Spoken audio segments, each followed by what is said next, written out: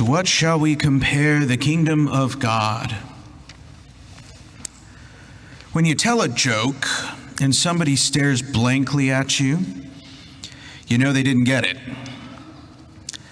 And if you have to explain it, well, you might provoke a smile, but the fun is gone from it.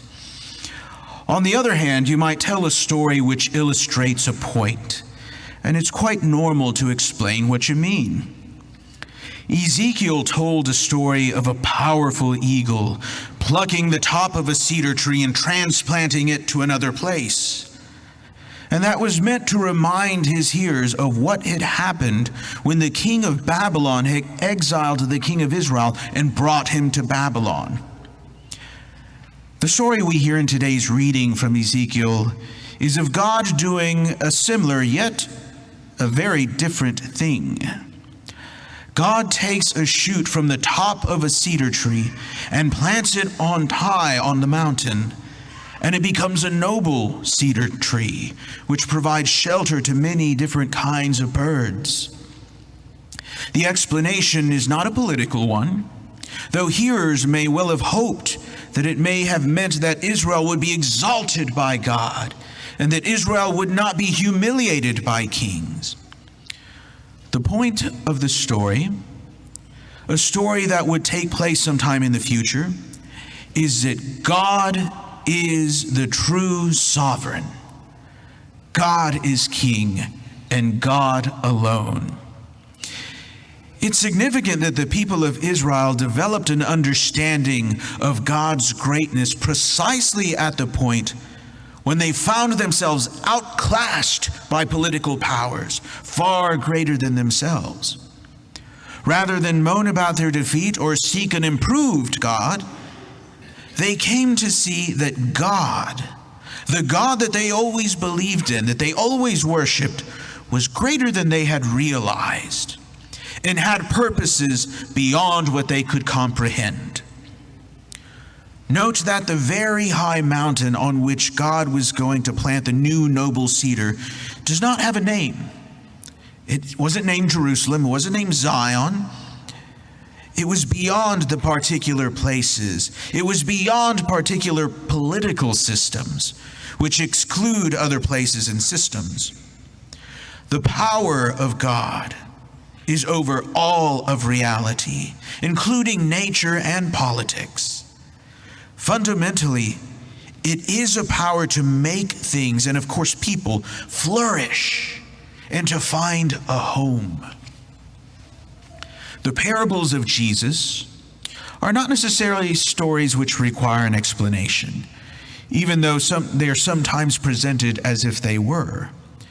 Today's parables simply say something and leave you to get it or to not, kind of like a joke. This is what the kingdom of God is like. What can we say the kingdom of God is like?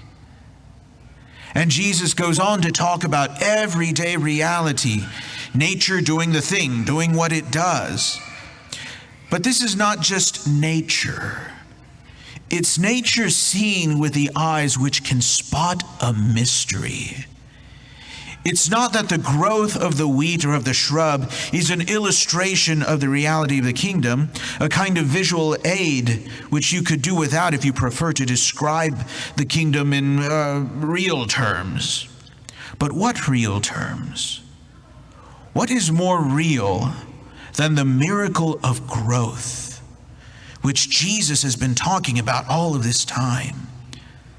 Just let the story of growth be your way into the kingdom of God, that reality.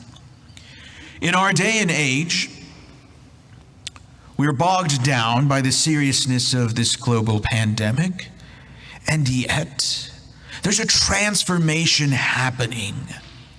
God is manifesting himself through great works done in the midst of his people. Maybe we can learn a kingdom mentality by hearing the stories of others, their stories of transformation, their stories of hope, by becoming ourselves stories of transformation and hope, by sharing hopes of transformation with others who long for our world to come alive, to be a home for all. Now, when speaking of the kingdom, do I mean that we must work with others to, go buy some concrete, get a bunch of stones, a little bit of lumber, and build the kingdom? No, not quite. We do not build the kingdom. It's not that kind of reality in that sense. The kingdom is God's kingdom, not ours. We will only get energized to do useful and creative work if we first learn to welcome the miracle of the kingdom over which we have no control. What these parables make us think of is that life is a gift. In many, if not all societies, gifts are not really gifts. They're part of a system of exchange. Think of Christmas presents and cards. But we do encounter people who simply give. And ultimately what they give is themselves. The kingdom comes as a sheer gift from God. And the wise person will say thank you. And so I pose a challenge for all of you sitting here in the pews and those who are watching via live stream. In the midst of all the craziness of life, while being bombarded with sorrowful things, or perhaps when you're just in a lull, consider the great works of the Lord. How has God built his kingdom right in front of you? How is he revealing himself to you in the midst of those you love? Gosh, maybe even your own life. He took a kid from the sticks of Texas and made him a priest in Eldersburg. Great are the works of the Lord. How have I been a self-gift to others? The works of God are everywhere.